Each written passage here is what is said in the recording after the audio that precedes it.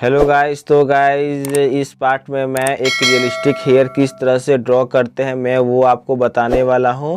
एक commission work या चाहे वह कोई पोर्ट्रेट हो तो उसमें एक रियलिस्टिक हेयर किस तरह से ड्रॉ किया जाता है वो मैं आपको बताने वाला हूं।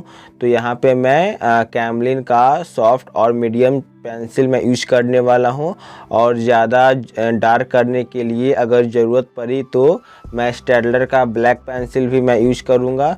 तो आइए गाइस स्टार्ट करते हैं, लेट्स गो। तो सबसे पहले एक हेयर को एक सही डायरेक्शन के लिए कि हेयर किस डायरेक्शन में है तो वहाँ पे इंडेंटिंग करना काफ़ी ज़रूरी है। अगर आप एक बिगिनर हैं, अगर आपको इंडेंटिंग के बारे में अगर नहीं मालूम है तो इसके बारे में मैंने एक वीडियो बनाई है, वो आप जाके देख ले तो जो आपका डाउट रहेगा वो आपका क्लियर हो जाएगा।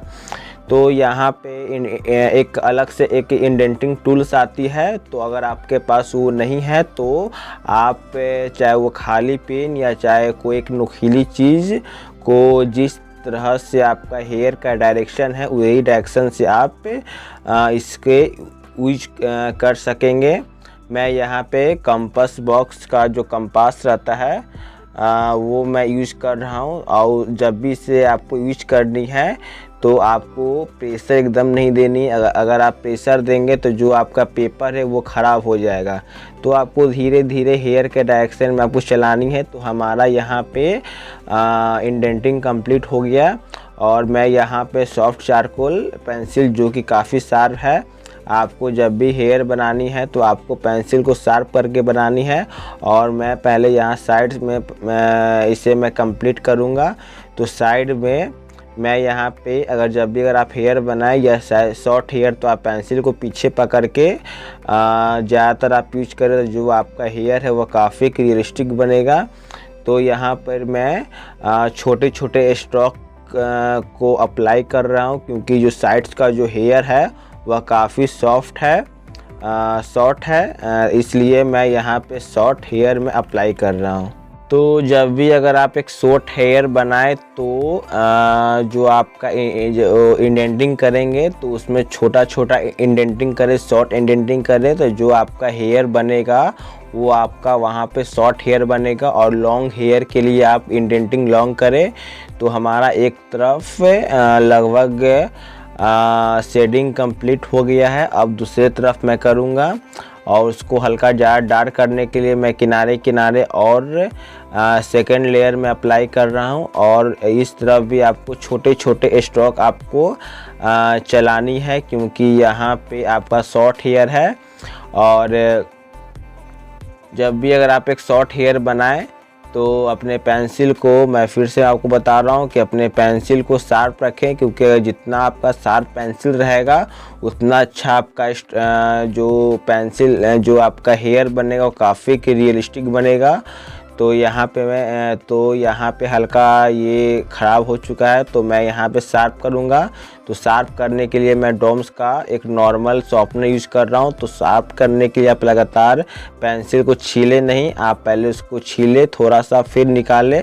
आपको जितना शार्प चाहिए उसी के अनुसार आप शार्प करें। और मैं इसे ऊपर जिस तरह से मैंने इंडेंटिंग मैंने किया हूँ उसी डायरेक्शन में मैं कर रहा हूँ। और जब भी अगर आप एक हेयर बनाएं तो हेयर का जो रूट है उसे पहले छोड़ दें क्योंकि उससे आप सबसे लास्ट में बनाएं। तो मैं जो हेयर का जो रूट है मैं छोड़ दे रहा हूँ, उसे मैं सबसे लास्ट में मैं कंप्लीट करूँगा क्योंकि एक रियलिस्टिक हेयर को शो करने के लिए और रियलिस्टिक दिखाने के लिए हेयर के रूट को आप ज़रूर बनाएं। मैं जब भी एक हेयर में बनाता हूं तो जो हेयर का जो रूट रहता है, जो फर्स्ट पॉइंट रहता है, मैं उसे ज़रूर बनाता हूं जिससे कि जो हेयर है वो और काफ़ी ज़्यादा रियलिस्टिक, हाइपर रियलिस्टिक टाइप का लगता है। इसलिए आप हेयर का जो रूट रहता है आप वो ज़रूर बनाएं जिससे कि आपका हेयर और रियलिस्टिक दिखे। तो जिस तरह से मैंने इंडेंटिंग किया हूँ वही तो हल्का हल्का प्रेशर देके मैंने इसे कंप्लीट जो फर्स्ट लेयर है उससे मैंने कर दिया हूँ। और सेकेंड जो ऊपर का जो टॉप का जो हेयर है वो एक्स्ट्रा थोड़ा डार्क है, इसलिए मैं वहाँ पे अब सेकेंड लेयर में कंप्लीट कर रहा हूँ कि वहाँ पे एक्स्ट्रा डार्क है, इसलिए मैं कर रहा हूँ। तो ये हमारा एक पहला स्टेप मेरा कंप्लीट हो गया है। अब मैं इसे ब्लेंड करने के लिए ब्रश यूज़ करूँगा। जो ब्रश जो रहेगा वो काफ़ी सॉफ्ट हेयर का रहेगा। तो आप देख सकते हैं कि यहाँ पे कितना ज़्यादा डार्क हो जा रहा है। तो मुझे स्टेडलर का ब्लैक पेंसिल यूज़ करने का कोई ज़रूरत नहीं है। मैं वो इसलिए मैं आपको बताया था कि अगर आपको ज़्यादा डार्क चाहिए तो आप उसे पेंसिल का यूज कर सकेंगे, लेकिन मेरा यहाँ पे चारकोल पेंसिल से मेरा काम चल जा रहा है, क्योंकि चारकोल का सॉफ्ट पेंसिल काफ़ी ब्लैक होता है। तो आपको अलग से पेंसिल यूज करने की कोई ज़रूरत नहीं है। तो आप देख सकते हैं कि कितना ज़्यादा ब्लैक जो डार्क है वो हो जा रहा है। तो अगर आपको भी ऐसा डार्कनेस चाहिए तो आप कैमलिन का चारकोल पेंसिल आप यूज करें। अगर आपको एक्स्ट्रा डार्क चाहिए तो आप सॉफ्ट पेंसिल यूज करें, और हल्का मीडियम में डार्क चाहिए तो आप मीडियम रेंज की पेंसिल आप यूज करें। तो देख सकते हैं हमारा यह ब्लेंडिंग कंप्लीट हो गया। तो जो कि ये फर्स्ट लेयर ही है जो कि इतना डार्क शो कर रहा है। अब मैं इसमें सेकेंड लेयर में अप्लाई करूँगा। जहाँ पे एक्स्ट्रा डार्क है तो वहाँ पे मैं सेकेंड लेयर में अप्लाई करूँगा। तो आप देख सकते हैं कि ऊपर के जो एरिया है वहाँ पे एक्स्ट्रा डार्क है, और जिस तरह से हेयर का डायरेक्शन है उसी तरह से मैं यूज़ कर रहा हूँ। पेंसिल के स्ट्रोक को मैं चला रहा हूँ। तो आपको भी इसी तरह से करना है। उसके बाद फिर आपको हाईलाइट करना है, क्योंकि हाईलाइट भी काफ़ी इम्पोर्टेंट है। किसी भी तरह का हेयर को एक रियलिस्टिक में दिखाने के लिए हाईलाइट मोस्ट इम्पॉर्टेंट है। अगर आप हाईलाइट नहीं करेंगे तो आपका जो हेयर जो बना है वह रियलिस्टिक नहीं दिखेगा, बस वो आपका ब्लैक ब्लैक दिखेगा। तो हमारा एक सेकेंड लेयर भी मेरा अब कंप्लीट होने वाला है। इसी तरह से आपको भी करना है। जिस तरह से आपने जो हेयर का जो डायरेक्शन है उसी डायरेक्शन में आपको पेंसिल के स्ट्रोक को चलानी है। अदर डायरेक्शन में नहीं चलानी है, नहीं तो वो ख़राब लगने लगेगा, और ज़्यादा आपको प्रेशर नहीं देनी है। तो देख सकते हैं कि हमारा सेकेंड लेयर कंप्लीट हो गया है। अब मैं इसमें ब्लेंडिंग में कर रहा हूँ, और जो कि बहुत ही ज़्यादा डार्क हो चुका है। तो मैं आपको जब भी ब्लेंडिंग करनी है तो आपको धीरे धीरे, आप किसी भी तरह का स्केच बनाएं तो आप उसमें लेयर बाय लेयर वर्क ज़रूर करें। अगर आप एक डायरेक्ट सोचेंगे कि मुझे डार्कनेस चाहिए और आप पेंसिल को ज़्यादा प्रेशर करेंगे तो उसमें एक लाइटनेस भी आ जाएगी, और उसमें पेपर पैचेस भी नज़र आ जाएंगे। तो यहाँ पे मैं हेयर के रूट के लिए कैमलिन का मीडियम पेंसिल में यूज कर रहा हूँ, और इसे अच्छे से शार्प करके आपको छोटे छोटे स्ट्रोक आपको देनी है, जिससे कि जो हेयर का जो रूट है वो आपका आसानी से आपका मालूम चले और आप अच्छे से ऑब्जर्व करें। तो हमारा यहाँ पे रूट कंप्लीट हो गया है। अब मैं इसमें ऑब्जर्व करके कि जहाँ जहाँ पे लाइट एरियाज़ हैं मैं वहाँ पे हाईलाइट में करने वाला हूँ। तो अगर आपके पास, अगर आप एक बिगिनर हैं और अगर आपके पास मोनो जीरो इरेजर ना हो तो आप एक नॉर्मल रबर को कट करके आप इसे यूज कर सकते हैं, क्योंकि हाईलाइट हेयर के लिए बहुत ही इम्पोर्टेंट है। चाहे वो हेयर हो चाहे वो अदर कोई पार्ट हो, उसमें हाईलाइट बहुत ही इम्पोर्टेंट है।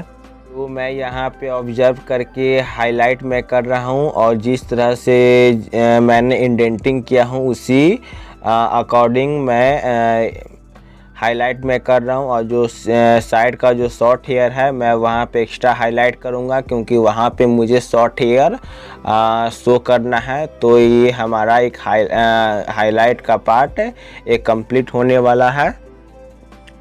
आपको भी इसी तरह से हाईलाइट करनी है। अगर आपके पास ये ना हो तो मैंने बता दिया हूँ कि आप एक नॉर्मल इरेजर भी आप एक यूज़ कर सकेंगे।